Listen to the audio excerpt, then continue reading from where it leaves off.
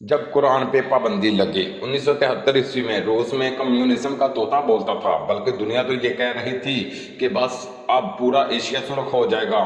ان دنوں میں ہمارے ایک دوست ماسکو ٹرینوں کے لیے چلے گئے۔ وہ کہتے ہیں کہ جمعے کے دن میں نے دوستوں سے کہا کہ چلو جمعہ ادا کرنے کی تیاری کرتے ہیں، تو انہوں نے کہا کہ یہاں مسجدوں کو گودام بنا دیا گیا ہے، ایک دو مساجد کو سیاحوں کا قیام گاہ بنا دیا گیا ہے، صرف 2 ہی مسجد اس شہر میں بچے ہیں جو کبھی بند اور کبھی کھلے ہوتے ہیں۔ میں نے کہا آپ مجھے مساجد کا پتہ بتا دیں، میں وہی چلا جاتا ہوں جمعہ ادا کرنے۔ پتہ لے کر میں مسجد تک پہنچا تو مسجد بند تھی۔ مسجد کے پڑوس میں ہی ایک بندے کے ساتھ مسجد کی چابی تھی۔ میں نے اس آدمی کو کہا کہ دروازہ کھول دو مسجد کا، مجھے نماز پڑھنی ہے۔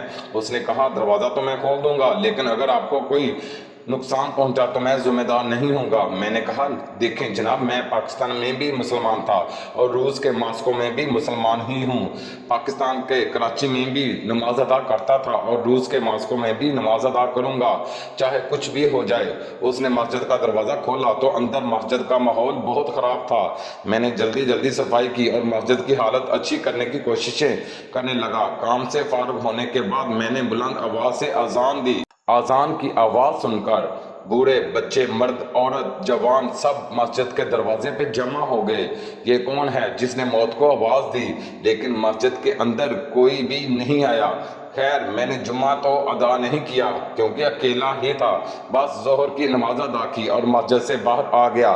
جب میں جانے لگا تو لوگ مجھے ایسے دیکھ رہے تھے جیسے کہ میں نماز ادا کر کے باہر نہیں نکلا بلکہ دنیا کا کوئی نیا کام متعارف کرا کر مسجد سے نکلا۔ ایک بچہ میرے پاس آیا اور کہا کہ آپ ہمارے گھر چائے پینے آئیں۔ اس کے لہجے میں خلوص ایسا تھا کہ میں انکار نہ کر سکا۔ میں ان کے ساتھ گیا تو گھر میں طرح طرح کے پکوان بن چکے تھے اور میرے آنے پہ سب بہت خوش دکھائی دے رہے تھے۔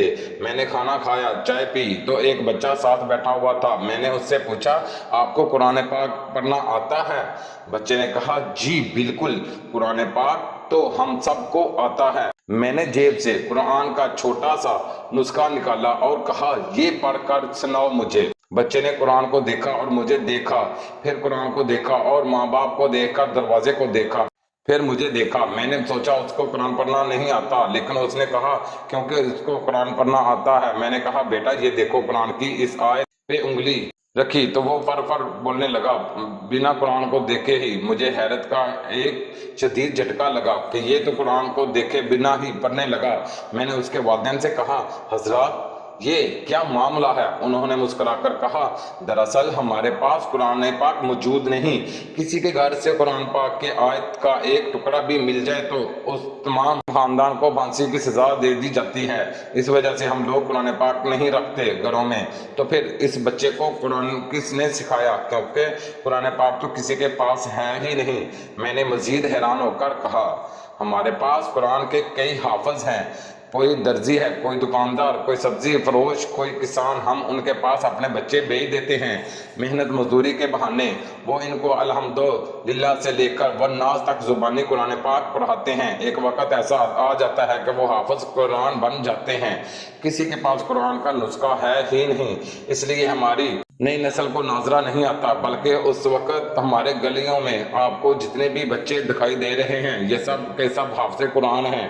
یہی وجہ ہے جب آپ نے اس بچے کے سامنے قرآن رکھا تو اس کو پڑھنا نہیں آیا ناظرہ کر کے، لیکن جب آپ نے آیت سنائی تو وہ فر بولنے لگا۔ اگر آپ نہ روکتے تو یہ سارا قرآن ہی پڑھ کر سنا دیتا۔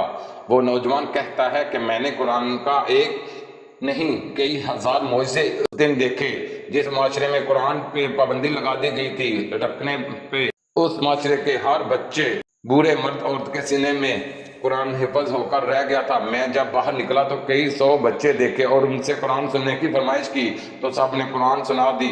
میں نے کہا لوگو تم نے قرآن رکھنے پہ پابندی لگا دی لیکن جو سینے میں قرآن مجید محفوظ ہے اس پہ پابندی نہ لگا سکے۔ تب مجھے احساس ہوا کہ اللہ پاک کے اس ارشاد کا کیا مطلب ہے۔ بے شک یہ ذکر ہم نے نازل فرمایا ہے اور بے شک ہم ہی اس کی حفاظت کرنے والے ہیں۔ اگر آپ کو ویڈیو اچھی لگے تو ہمارے چینل لسانی اسلامک واقعات کو سبسکرائب کر دیں۔ شکریہ۔